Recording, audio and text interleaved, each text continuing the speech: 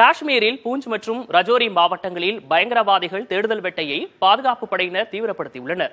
பயங்கரவாத தாக்குதல் தொடர்பாக விசாரணைக்கு அழைத்துச் செல்லப்பட்ட 3 பேர் இருந்ததால் 2 மாவட்டங்களில் பதற்றம் நிலவுகிறது. காஷ்மீரின் பூஞ்ச் மாவட்டத்தில் கடந்த வியாழக்கிழமை பயங்கரவாதிகள் நடத்திய தாக்குதலில் 5 ராணுவ வீரர்கள் வீரமரணமடைந்தனர். இதையடுத்து அந்த பயங்கரவாதிகளை தேடும் பணியில் பாதுகாப்பு படையினர் தீவிரம் காட்டி வருகின்றனர். பூஞ்ச், ரஜோரி மாவட்டங்களில் அடர்ந்த வனப்பகுதிகளில் தேடுதல் வேட்டை நடைபெற்று வருகிறது. இதற்கிடையே பயங்கரவாத தாக்குதல் தொடர்பாக விசாரிக்க அழைத்துச் செல்லப்பட்ட 3 நபர்கள் இனங்காணா இயலா நிலையில் உயிரிழந்தனர். இந்நிலையில் பூஞ்ச், ரஜோரி மாவட்ட கிராமங்களில் பதற்றம் நிலவுகிறது.